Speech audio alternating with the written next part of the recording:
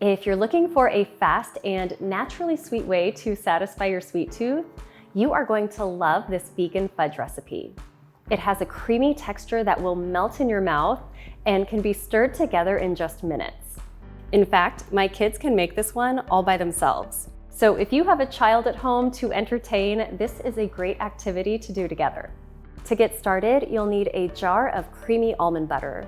I'm using the raw almond butter from Trader Joe's today because it doesn't have a strong roasted flavor and there's no salt added.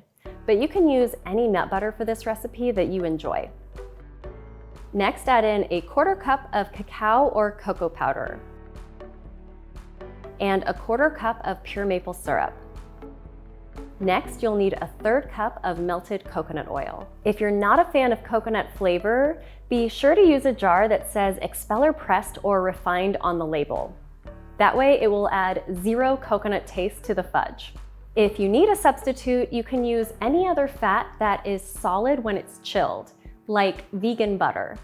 Or if you don't need a dairy-free recipe, you can use regular butter instead.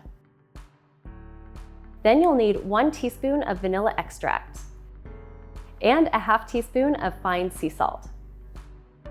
Stir this together until it looks smooth. Then give it a taste to make sure you like it.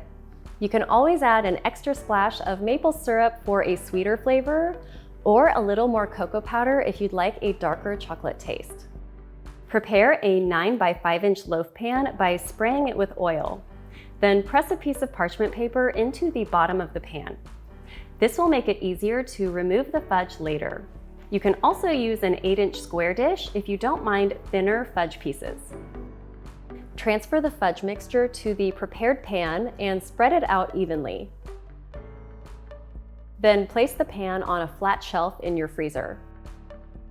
The fudge will firm up in 1 to 2 hours. Once it feels firm to the touch in the center, it's ready to slice and serve. Cut this vegan fudge into 16 squares and enjoy it chilled. Because the coconut oil will melt at room temperature, it's important to store this in the fridge or freezer and serve it cold. We like it frozen for a firm texture, but you can also keep it in the fridge if you'd like it to be a little softer. If you enjoy this recipe, check out my other videos for more.